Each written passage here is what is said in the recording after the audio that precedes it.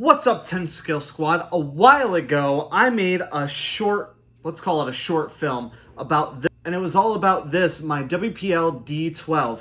And in that video, I gave you just a quick summary of what I did to it and made some really cool cinematic shots of this thing drifting around through the fog and the lights, and it was a lot of fun to make, and this truck was a lot of fun to build. And the problem with that video is nobody liked it. Literally, like, it only got a few views, and a lot of the comments were like, yeah, that thing's kind of lame. And today, I'm going to tell you why you're wrong. This thing is awesome. This, on the other hand, is my MST RMX 2.0. This is a ready-to-run, purpose-built, rear-wheel drive drift car. This is still technically a ready-to-run, rear-wheel drive drift truck car thing. Kind of. Really nice, well-sorted, well-designed, perfectly engineered drift car. My favorite drift car to drive. I know I'm crazy, but just hear me out, all right? I think the biggest thing that really draws me to this is just the customization. Obviously, you can get just a box standard WPL D12, and there's nothing wrong with those things. I've had WPL trucks in the past, and for the price, they're really, really nice. There is a lot of fun to be had for like less than $100. But I did kind of go all out on this thing and really customized it.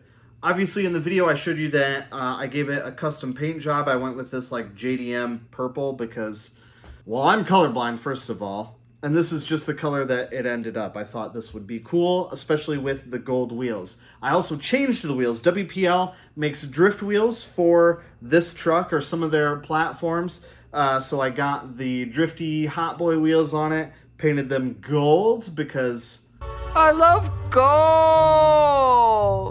And then I kind of went nuts with the 3D printer. I 3D printed the roof spoiler, I 3D printed the tailgate spoiler, I 3D printed the steering wheel inside, I 3D printed a drift brake and the center console lid thing, and of course 3D printed some Recaros to put in it because this is a Hot Boy Kei Truck and I love it. Obviously, some strategically placed stickers. It has a 3D printed intercooler in the front, and I just went through with like a Sharpie paint marker and just added some details where I thought it deserved some. Then I went kind of berserk with the guts of this thing. So I put in a pretty like budget spec gyro, and I also put in an aluminum drive shaft and an all metal rear diff. It actually has a locked diff, but whatever, the rear axle, everything, the housing, it's all solid aluminum now. I also slammed it. This thing actually uses leaf spring suspension in the back and torsion bar suspension in the front, like an old Mopar. And it makes it really easy to slam this thing out. You just remove some leaves from the pack in the rear, and the torsion bars, you literally just bend those to wherever you want it. I also added the aluminum A-arms for the front, and it also gave me some more steering angle.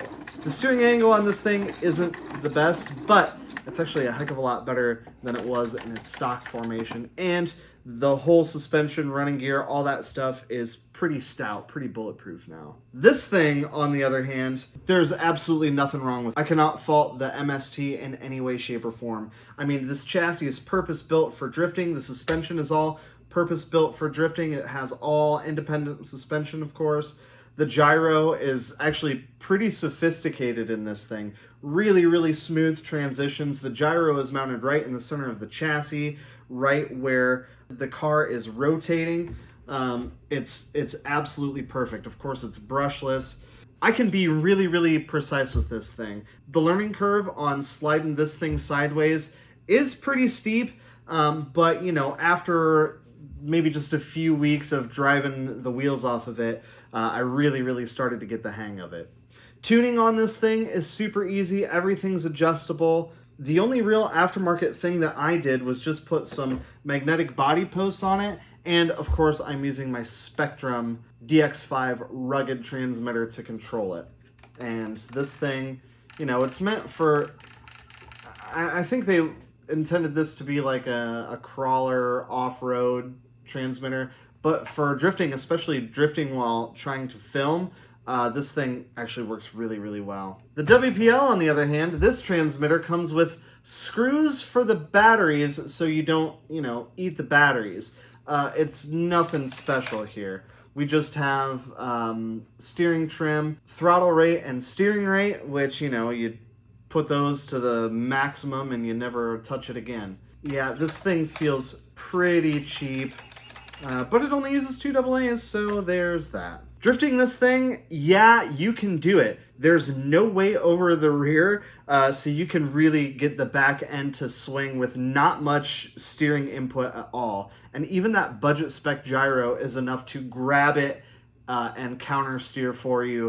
And I actually spin this thing out less than I spin out this thing. The hard plastic drift tires, they're not the greatest. I mean, it's not going to compare to something like this, but they are really, really skinny. So there's not a whole lot of contact with the surface. So getting this thing to break the tires loose, even with a 380 sized teeny tiny little motor, is no problem at all. So why is this thing more fun to drive?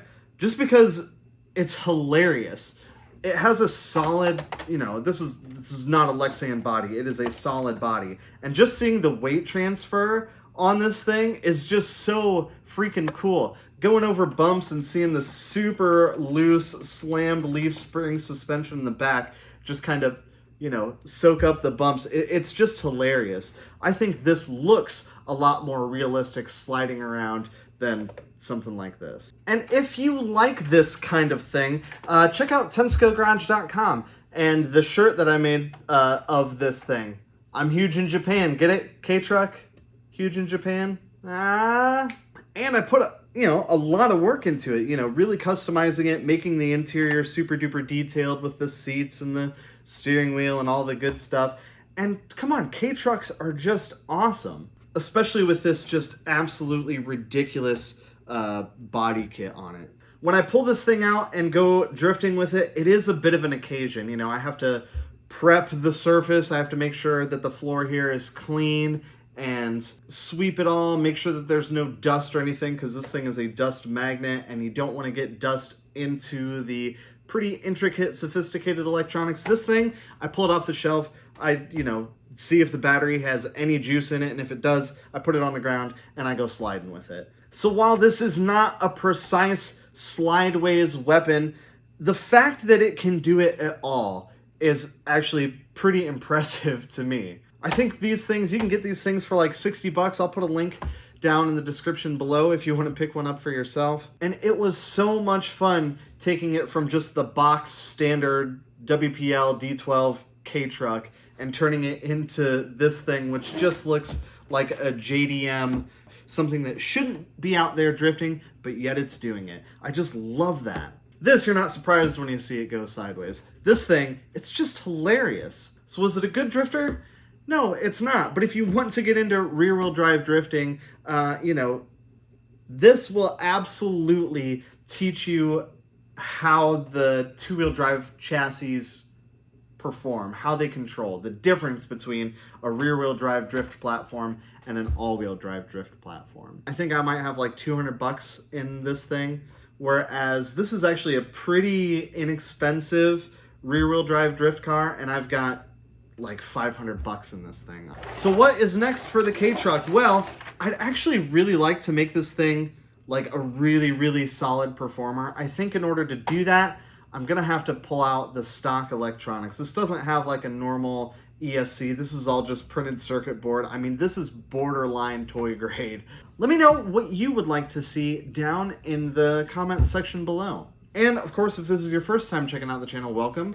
I'm glad you found it. I like to do RC shenanigans like this all the time. And I've got some wicked stuff coming up. Winter is here, which means we're gonna be doing more stuff in the 10 scale garage here. So we're talking like mini Z racing and small scale crawler stuff, of course, drifting, and much more build. Tamiya has a new like Mark 1 Golf or Volkswagen Rabbit kit that's coming out. I cannot wait to get my hands on that thing. That's going to be super fun. Anyways, that's going to do it for this one, guys. Thank you so much for watching. We'll see you real soon. Chopping MSTs out here. Chopping them!